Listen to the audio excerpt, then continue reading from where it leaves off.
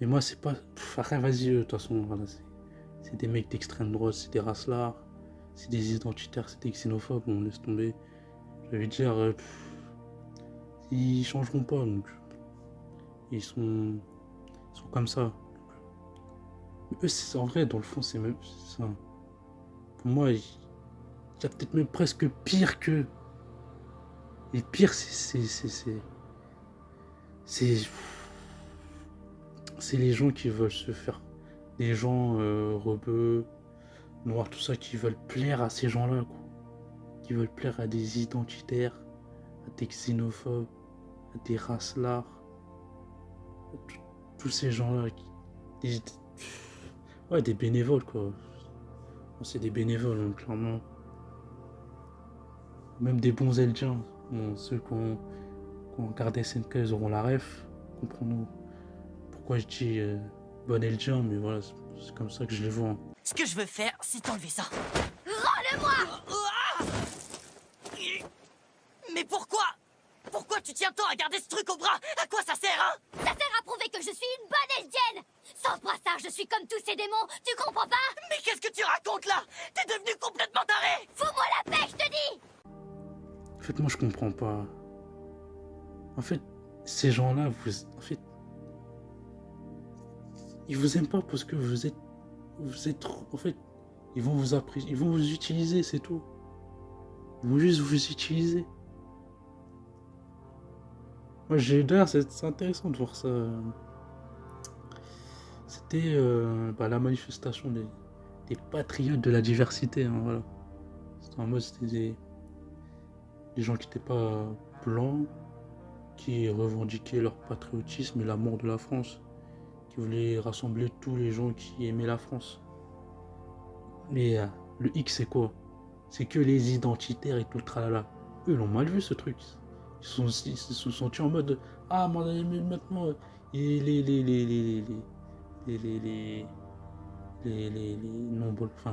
les extra-européens veulent nous remplacer dans notre propre mouvement. Là, ils se sont sentis menacés. C'est-à-dire que, en fait, pour ces gens-là, en fait, tu seras toujours un étranger. En fait,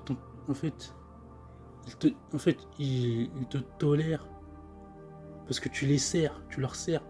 Toi,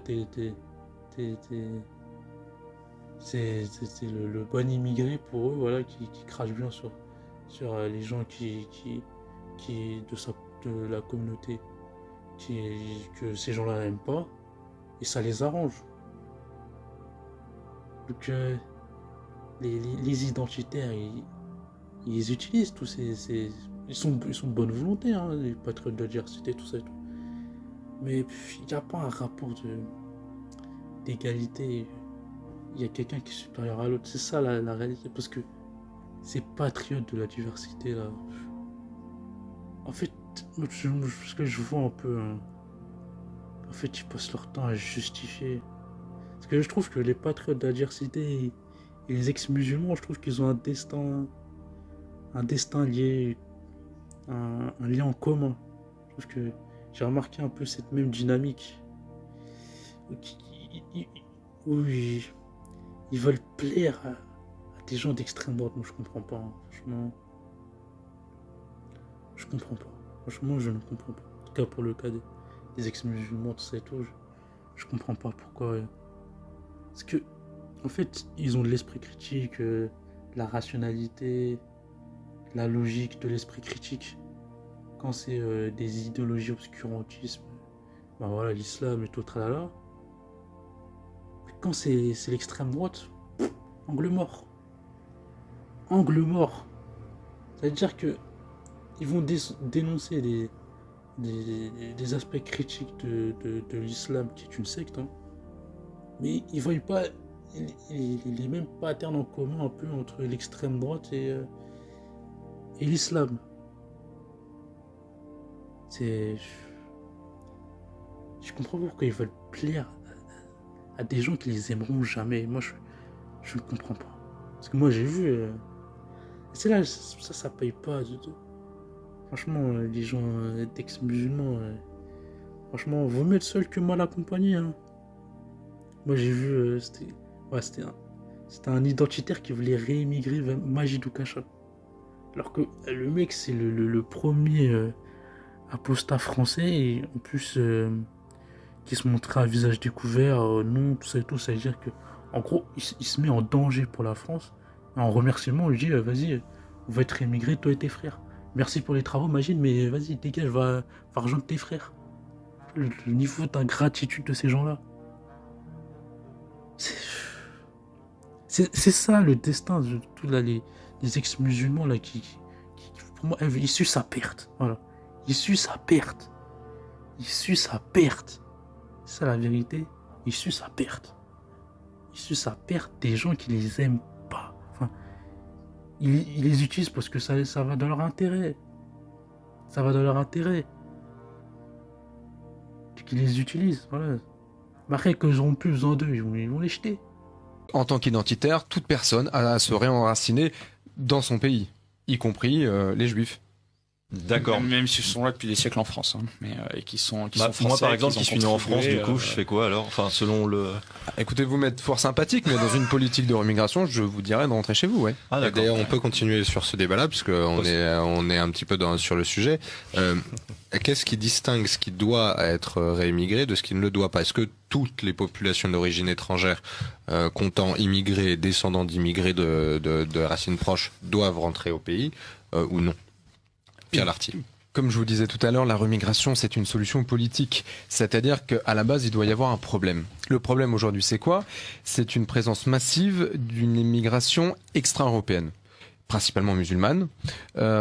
Et cette présence d'immigrés extra-européens engendre tout un tas de conséquences néfastes sur la vie sociale et culturelle, et je dirais même civilisationnelle des Européens. C'est aujourd'hui 2400 mosquées, c'est 2 nouvelles mosquées par semaine, c'est des repas de substitution, dans certaines piscines, des horaires pour les hommes et pour les femmes. C'est ça le fond du problème. Donc la remigration, c'est une solution politique d'abord pour les immigrés extra-européens qui vivent d'ailleurs leur culture extra-européenne. Je veux dire, vous vous promenez dans certains quartiers de Paris, vous avez plus du tout l'impression d'être à Paris. Je pense que vous connaissez Barbès, Porte de Clignancourt. Je suis d'accord, j'appelle Paris la Médina de Paris, donc je suis d'accord. Toutefois, rien que le mot immigré que vous employez par exemple, toutefois le mot immigré que vous employez en fait, je vois pas pourquoi je m'insérerais dedans dans l'absolu. Mes parents ont la nationalité française, je suis né en France, en province, je suis français, et dans l'absolu, je vais reprendre cette vieille phrase, être français ça s'hérite ou ça se mérite. Je vois pas je n'ai pas d'histoire particulière avec le pays d'origine d'ancêtre que j'ai, l'Algérie, et je ne me sens pas une fraternité avec ce peuple. Mon peuple, pour moi, c'est la France. Je défends les Français et la France avec ce livre qui me coûte beaucoup, effectivement, parce que c'est un livre très dangereux à écrire. Je le fais vraiment par devoir, et dans l'absolu, je trouverais pas ça très sympa, effectivement, qu'on me fasse partir.